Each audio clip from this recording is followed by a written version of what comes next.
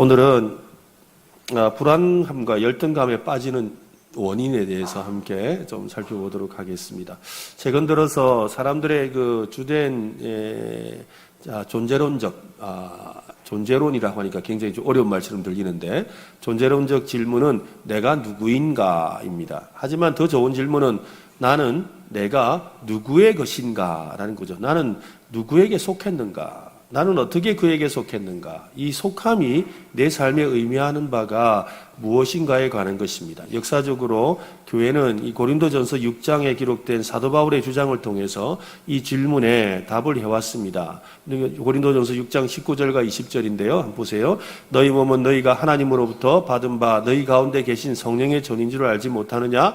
너희는 너희의 자신의 것이 아니라 내가 내 것이 아니라 20절 같이 읽어봅시다.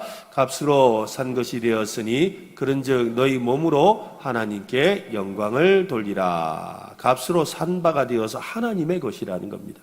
에덴 동산에서부터 하나님에 대한 인간의 근본적인 이 반역은 이 자율에 관한 것입니다. 자율. 내가 하고 싶은 대로 하고 싶다는 거죠. 내가 하고 싶은 것. 내가 하고 싶은 것을 내가 하는 것이 곧 나다라고 생각하는 것이지요. 아담과 하와는 분명히 법을 받았지만 스스로 그 법을 어기고 스스로 법을 만들려고 했죠.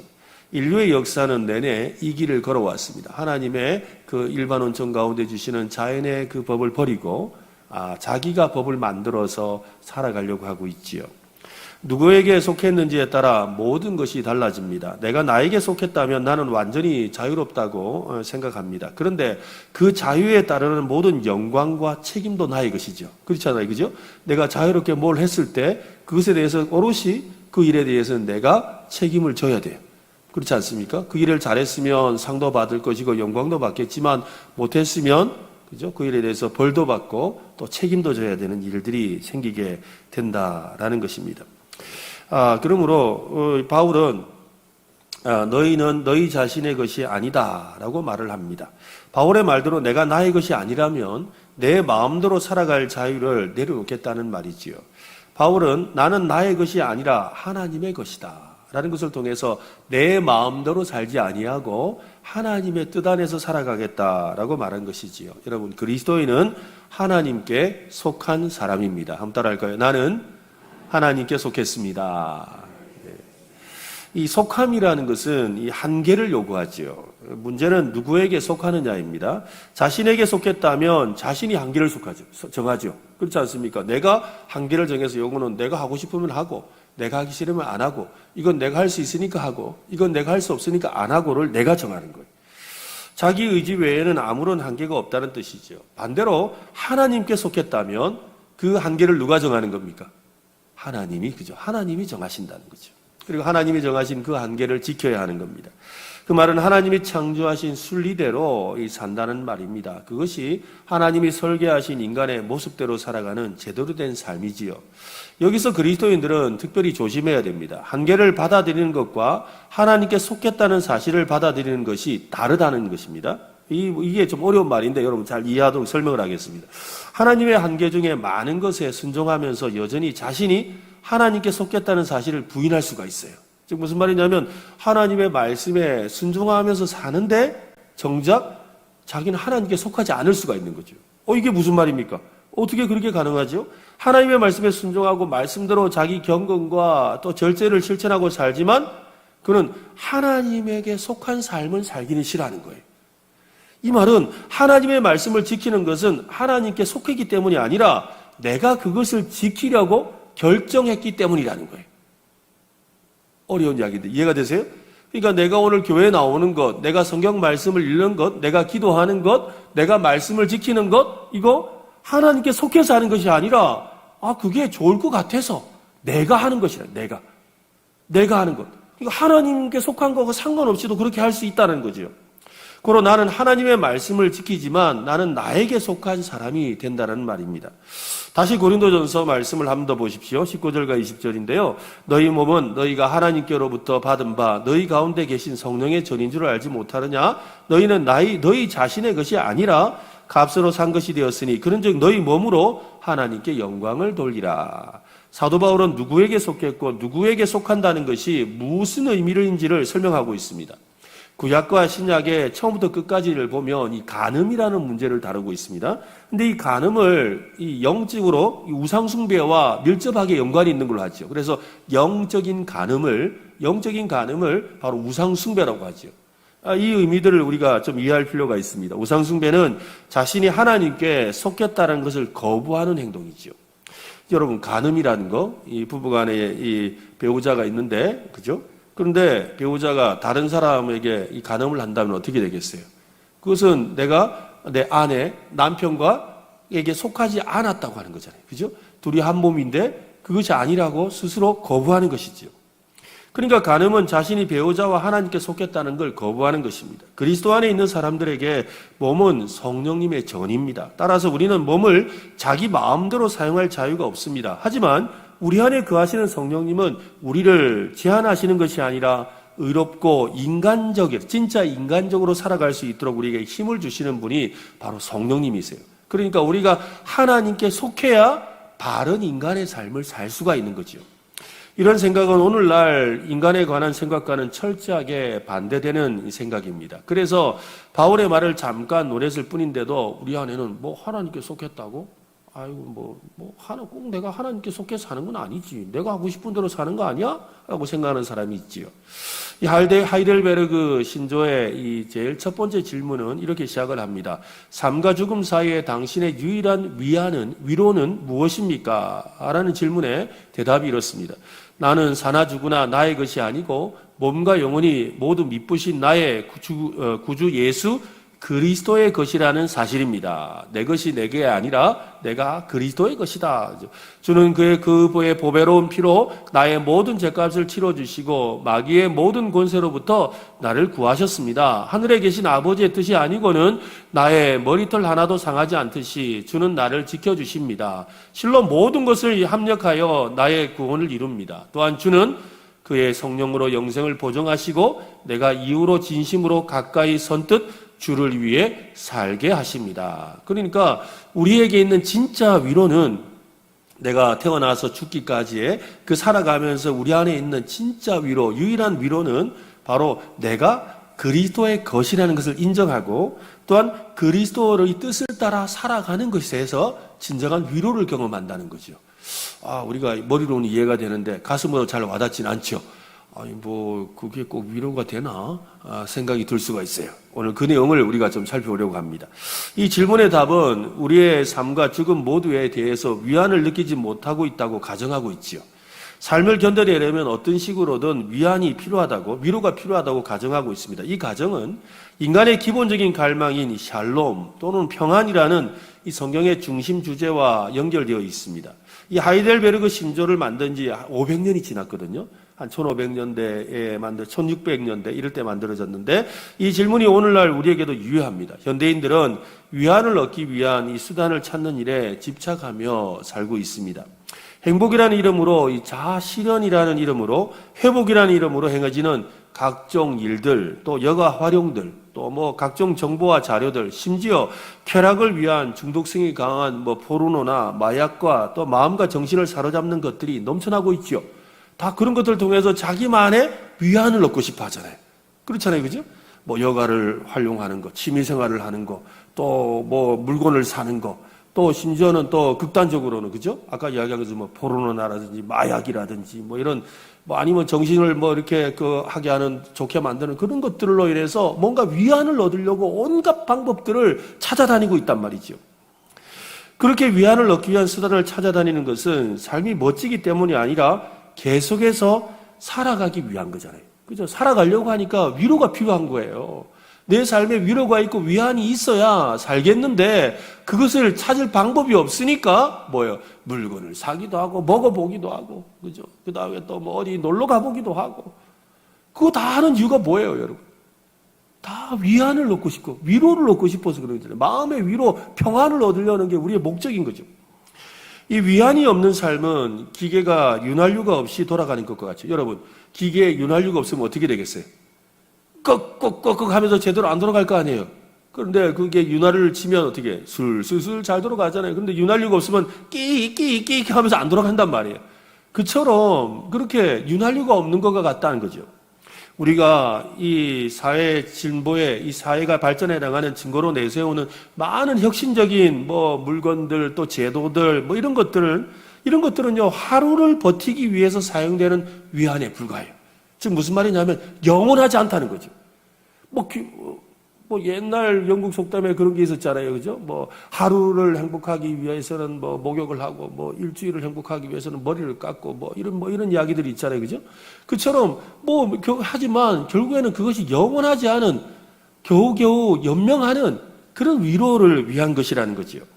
분명한 것이, 그것은 이 하이델베르그 문답서가 발표된 뒤로 인류의 역사는 위안을 찾기 위해서 온갖 노력을 다했지만 지금까지 위안이 줄어들거나 사라진 것이 아니라 더욱 위안이 필요한 세상으로 바뀌어가고 있다는 거죠.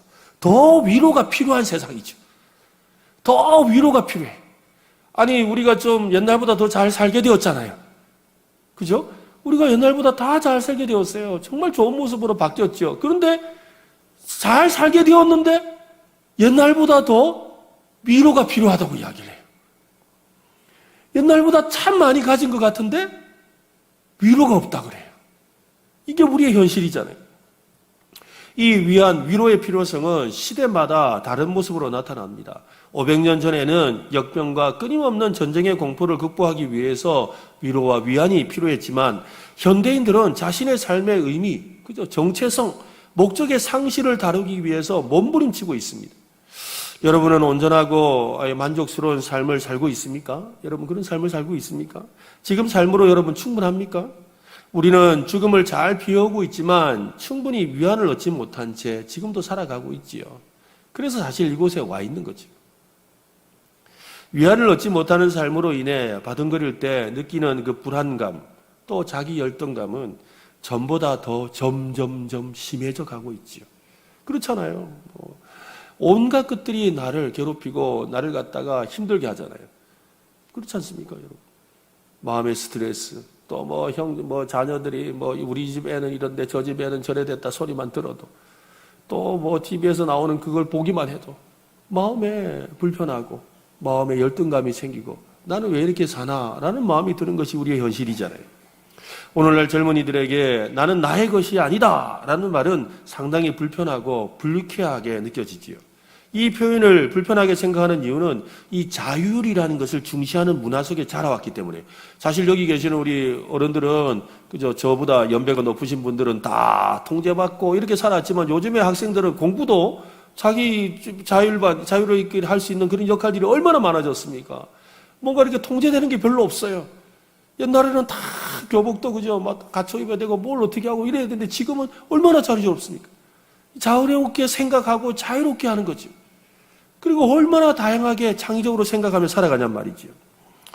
반항아, 자유로운 영혼, 이단아와 같은 이런 단어들은 과거에는 차마 말할 수 없는 단어였고 그 이야기를 하면 모두 다 네가 이러면서 이랬단 말이죠. 그러나 요즘에는 뭐예요? 그거 잘한다. 그래야 성공한다. 그래, 맞다. 이러는 세상이 되어버렸다는 거죠. 오히려, 그것을 우상시하고 동경하는 문화 속에서 살고 있습니다. 전통적인 기대를 거부하고 자신의 참되고 순수한 정체성을 스스로 발견하고 자유롭게 발현하는 것이 성공적인 인생이라고 생각합니다. 현대 사회가 추구하는 이 온전한 인간의 모습은 그래서 자율적 인간이죠. 자율적 인간. 자기가 알아서 하는 것. 명령에 의해서 작동하는 각종 기계가 요즘에 인공지능이라는 이름으로 자율 운행하고 있잖아요.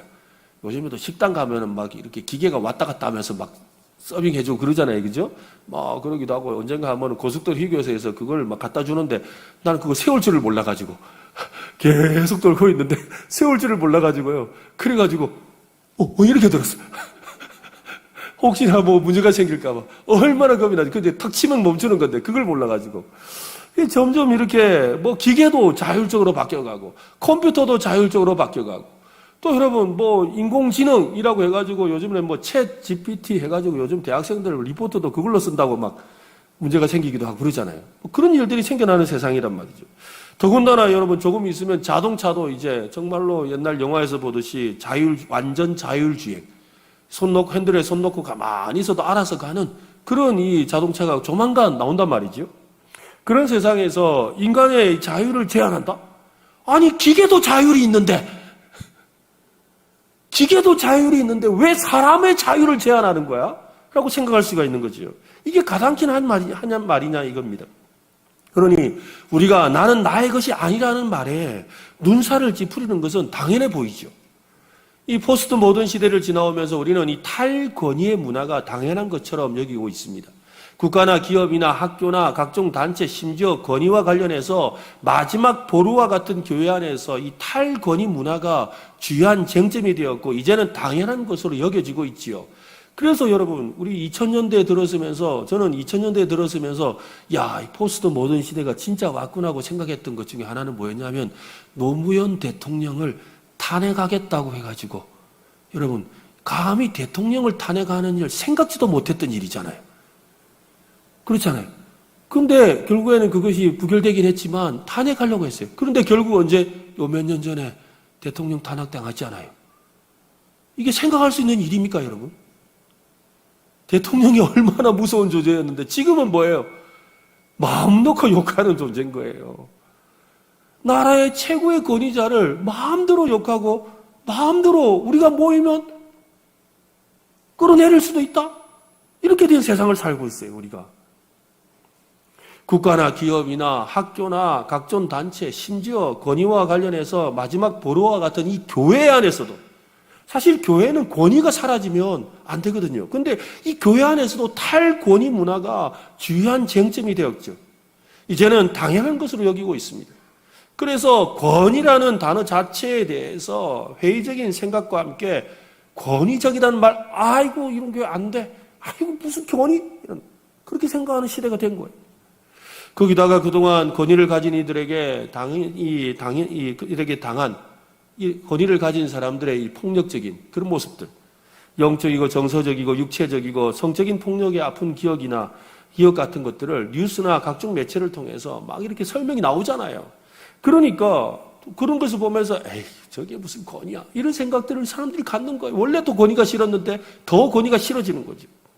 그런데 여기에 교회가 또 한 몫을 했죠. 막 뉴스에서 그런 걸 막 떠들어대니까. 일부러 여러분 방송에서 교회의 여러 가지 비리들을 자꾸 들춰내는 여러 가지 이유가 있지만 그중에 한 가지는 교회의 권위를 무너뜨리고 말미암아 말씀의 권위, 하나님의 권위를 무너뜨리려고 하는 거예요. 교회는 이 권위라는 것이 있는 곳이거든요. 선생님, 목사님, 정치인, 감독, 의사, 사장님과 같이 자신의 관리하에 있는 사람들에 대한 힘을 남용하는 사건들이 잊을만 하면 뉴스에 보도되지요.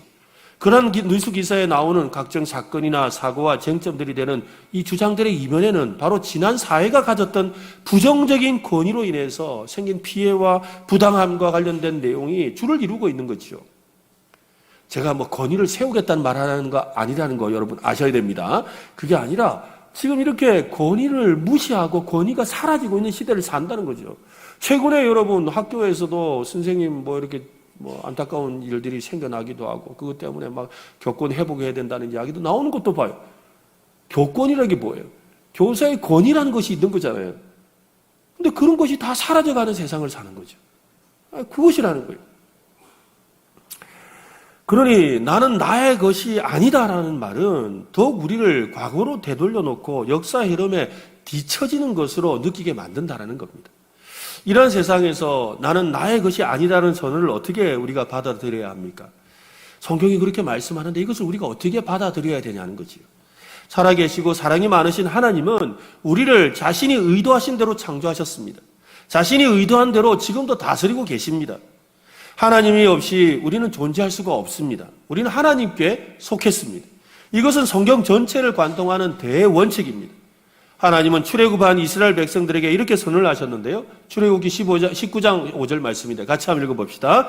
세계가 다 내게 속하였나니 너희가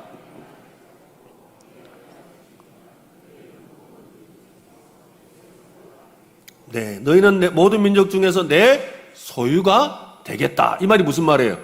너희는 나에게 속했다라는 말이잖아요. 하나님이 이 땅에서 친히 오셔서 모든 인류가 누구에게 속해야 하는지를 보여주셨습니다. 우리의 죄를 위한 그리스도의 십자가 죽음, 또 무덤에서의 부활, 또 성령님이 우리 몸 안에 거하시는 것을 통해서 그리스도가 독특한 우리와 언약을 맺으셨다는 것을 보여주셨지요. 고린도전서 6장 20절 아까 읽었던 말씀 한 번 더 보세요. 한번 같이 또 읽어봅시다. 시작. 값으로 산 것이 되었으니 그런즉 너희 몸으로 하나님께 영광을 돌리라. 우리가 그저 예수 그리스도의 그 피로, 그 피값으로 우리를 사셨다라는 거죠. 이것을 설명하기 위해서 이 값으로 샀다라는 표현을 사용하는데 이 고대 노예 시장의 이미지를 사용하고 있습니다. 여기서 이 값은 그리스도의 십자가의 죽음을 말하고 옛 주인은 누구인지 기록되어 있지는 않지만 자기 자신이라고 우리가 충분히 짐작할 수 있죠. 내가 주인인 삶을 살았단 말이에요. 내가 주인인 것이 이 세상의 원칙, 삶이거든요. 우리는 자기 소욕, 자기 욕심의 노예로 살았습니다. 고대 로마의 노예 개념에서 노예를 사는 것은 법적으로 인간이라는 이 물건을 사는 것입니다. 인간을 물건 취급했어요. 노예는 사람이 아니라 물건이죠, 물건. 노예들은 인간으로서 법적 지위를 가지고 있지 못했습니다. 노예 주인들은 노예들을 그들의 몸에 대한 절대적인 통제권을 가지고 있습니다. 고관 대작의 노예가 되는 것은 일종의 명예로 여기고 상당히 풍족한 삶을 보장받았어요. 먹고 살기도 괜찮았지만 법적으로 인간이 아니라 물건이라는 점은 바뀌지 않았다는 거예요. 인간을 물건이라고 생각하는 것. 이 말은 뭐예요? 인간이 아니라는 말이잖아요. 그렇잖아요. 그죠? 여러분, 우리가 저분, 이 사람 이러지만 저것? 이러면 안 돼요. 이것, 저것은 사람에게 붙이는 말이 아니잖아요. 아닙니까? 맞잖아요. 그죠? 이분, 저분, 이 사람, 저 사람, 이놈, 저놈도 돼요. 하지만 이것, 저것은 물건인 거예요. 사람의 인격을 무시하는 거잖아요. 인간을 인격적인 존재로 여기지 않는다는 말입니다. 그저 주인에게 속한 물건에 불과하다는 거지요. 우리는 그리스도께 속했다는 점에서 이 그리스도의 종이라는 뜻입니다.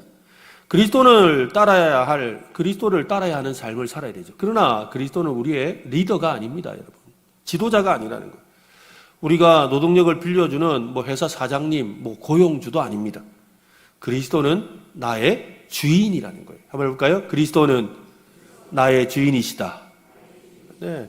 로마서 10장 9절은 이렇게 말합니다. 네가 만일 네 입으로 예수를 주로 시인하며 하나님께서 그를 죽은 자 가운데 살린 것을 내 마음에 믿으면 구원을 받는다. 즉 우리가 구원을 받게 된 것은 예수님을 뭐로 불렀기 때문에?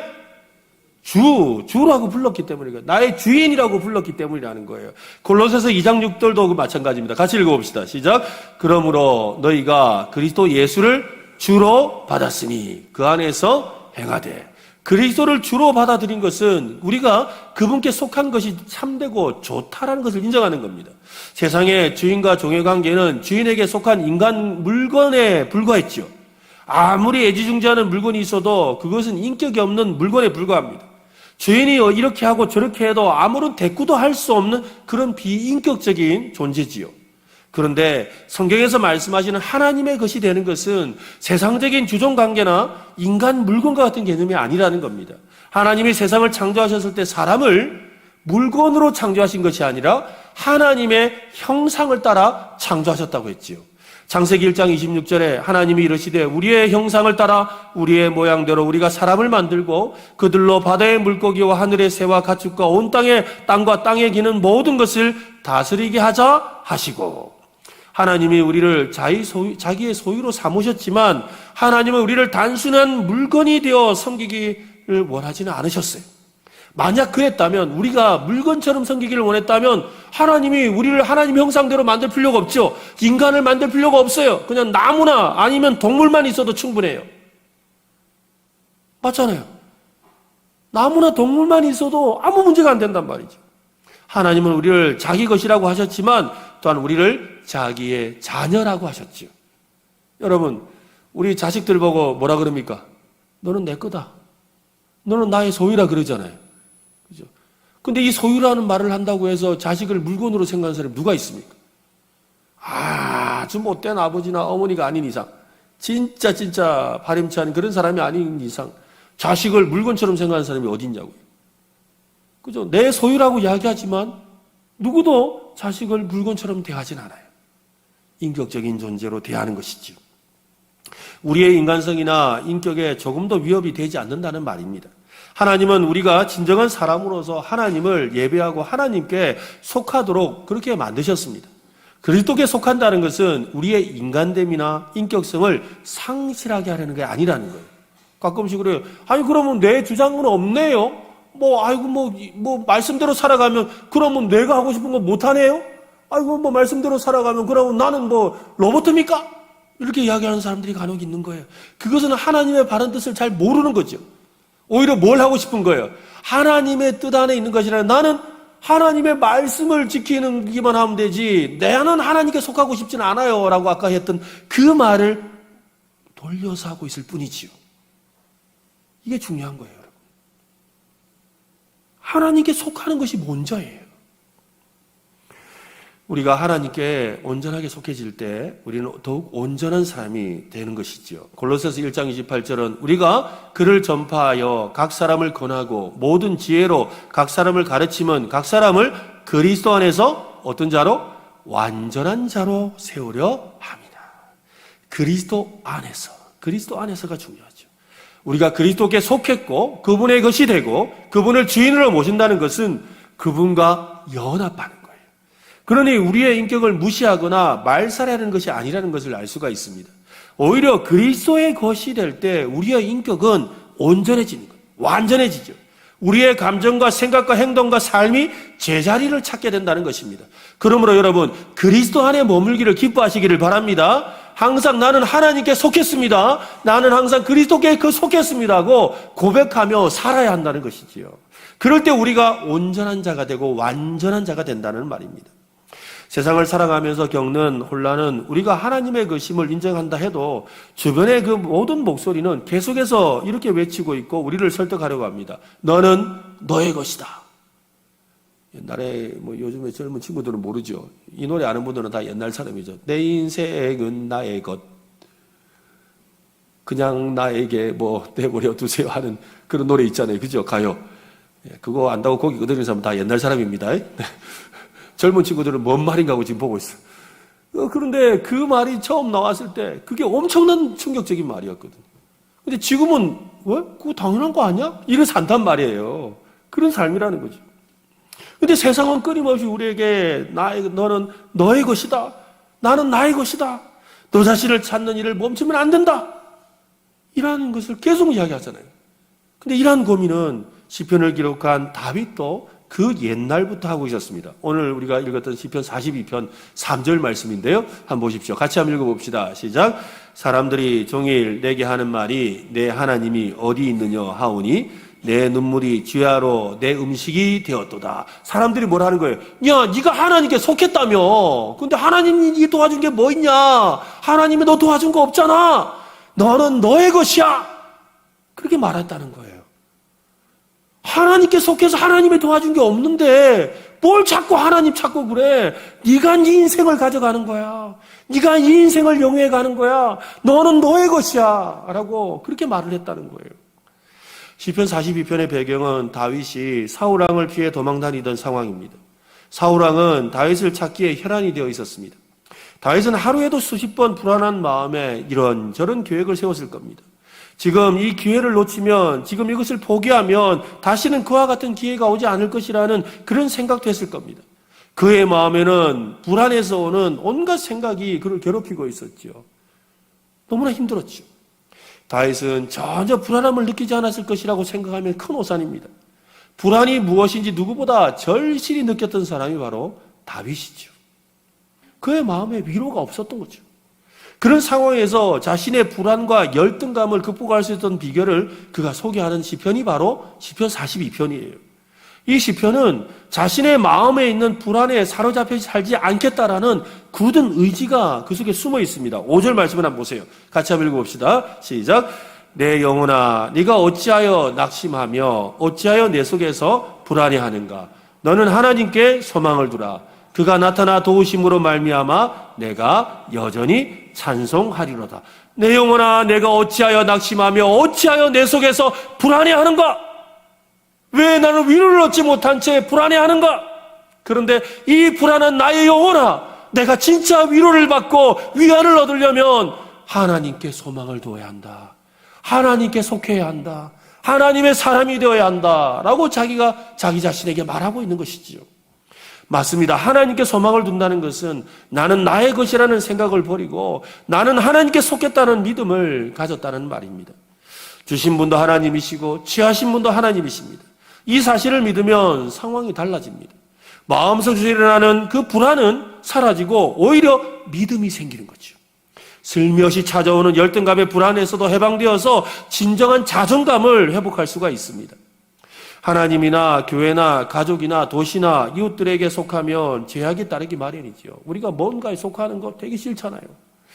저도 어디 속하는 게 되게 싫어요. 그래서 어디 모임 뭐라 그러면 잘 안 갈라 그래요. 가면은 이렇게 자꾸 이렇게 뭘 속해가지고 자꾸 불러내거든요. 되게 귀찮거든요. 그러니까 좀 안 가고 싶어요. 그냥 교회에서 그냥 말씀 보고 또 우리 성도들 목회하는 일만 하고 싶은데 자꾸 불러내죠. 왜냐하면 가면 이런저런 일에 내 스스로 이렇게 제약을 받고 그게 끌려다녀야 되기 때문이죠. 하지만 마지못해 속하게 되었는데 생각보다 잘 속했다라고 생각되는 것도 있잖아요. 그런데 있지 않습니까? 그죠? 친구 모임이든 아니면 사회적인 모임에서도 가기 싫었는데 마지못해 갔더니 아유 여기는 가길 잘했네. 이런 마음이 드는 곳이 있단 말이에요. 여러분 그것이 바로 속함으로 얻는 위안이잖아요. 위로잖아요. 되게 싫었는데 여기는 오니까 참 좋네. 오니까 자꾸 이렇게 기다려지고 참 좋네. 이런 마음이 찾아온단 말이죠. 사람들이 우리에겐 당신이 필요합니다라는 표현을 어떻게 사용하는지를 한번 생각해 보십시오. 주변에 누군가가 자살 충동에 시달리고 있을 때 우리에겐 당신이 필요합니다라는 그 말이 그 사람에게 위로가 되죠. 나는 나를 생각해 준 사람이 아무도 없어. 나를 위하는 사람이 아무도 없어. 나를 아는 사람도 없어라고 하는데 어떤 사람이 아니요. 우리는 당신이 필요해야 할 때 그 말이 얼마나 큰 위로가 되냐는 거죠. 그렇습니다. 남들의 필요는 우리에게 짐이 되고 자율적으로 살기 위한 자유를 제한하는 것처럼 보입니다. 남들이 우리를 필요로 하는 것은 우리에게 제약을 주는 일이 아니죠. 오히려 기쁘잖아요. 우리가 자신의 것이라면 우리는 당신을 필요로 합니다라는 말은 소속의 이 감정을 불러일으키면서 자살을 막기 위한 수단일 뿐이죠. 하지만 우리가 그리스도께 속했다면 그것은 더 영원한 것이 되는 거죠. 우리가 이 세상에서 뭔가에 속해서 누리는 위안은 영원하지 않잖아요. 안 그러세요? 어떤 모임이 참 좋았어요. 어떤 개 모임이 참 좋아가지고 그때 자기들끼리 모여가 행복했어요. 또 어떤 셀 모임이 참 좋아가지고 그 셀 모임이 너무 좋았는데 누구 한 사람이 빠지고 난 뒤로 영 시들시들해. 그런 경우 없으세요, 여러분? 그때 참 좋았는데 하는데 그래서 막 모여보지만 그때만큼 위로가 안 되는 거죠. 그걸 뭘 말하는 거예요? 이 세상에서 심지어는 교회 안에서 가지는 그것조차도 우리의 영원한 위로는 되지 않는다는 거예요. 내가 어디에 속해서 즐겁고 행복한 것 같았지만 그것이 우리에게 영원한 위로는 되지 못한다는 거지요. 그러므로 우리가 이 그리스도께 속해야만 진짜 위로를 경험한다는 거예요. 교회 안에서 우리는 그리스도의 몸의 다른 지체들과 함께 그리스도를 필요로 하는 삶을 사는 겁니다. 그래서 이 교회 안에서 서로 간에 서로의 필요 안에서 그리스도 안에서 필요를 느낄 때 서로 위로를 경험하죠. 우리가 누군가에게 속한다는 것만으로 하나의 위안이 되는 것이 아니라 영원한 위안을 찾아야 돼요. 그것이 바로 하나님께 속하는 것이라는 거예요. 여러분, 하나님께 속하는 삶을 사시기를 바랍니다. 오늘 제가 계속해서 반복하는 이야기가 뭐예요? 하나님께 속하자. 그리스도께 속하자는 거예요. 나는 그리스도 안에서 나의 것입니다. 지금까지 설명한 내용을 사도 바울은 이렇게 간단하게 설명을 하는데요. 한번 보세요. 고린도전서 3장 21절로 23절입니다. 그런즉 누구든지 사람을 자랑하지 말라. 만물이 다 너희 것입니다. 바울이나 아볼로나 게바나 세계나 생명이나 사망이나 지금 것이나 장래 것이나 다 너희 것이요. 너희는 그리스도의 것이요. 그리스도는 하나님의 것이니라. 이게 참 중요해요. 한번 해볼까요? 나는 그리스도의 것입니다. 그리스도는 하나님의 것입니다. 그러므로 나는 하나님의 것입니다. 바로 이것이라는 거예요. 나는 누구의 것이라고요? 그리스도의 것. 그죠? 나는 그리스도의 것이라고 나를 구원해 주신 그 예수 그리스도의 것이라고 고백하면 그리스도는 하나님의 것이니까 그건 나는 누구의 것이 되는 거예요? 하나님의 것이 되는 거예요. 오늘 여러분, 나는 하나님께 속했습니다. 나는 하나님의 것입니다. 라는 이 믿음의 고백을 드리는 이 밤이 되었으면 좋겠습니다. 그러면 하나님이 책임져 주시겠죠? 그렇잖아요. 하나님이 책임져 주시는 인생을 사는 거예요. 내가 책임지는 인생이 아니라 하나님이 책임져 주시는 그런 인생을 살아가는 우리 모두가 되시기를 예수님의 이름으로 축원합니다.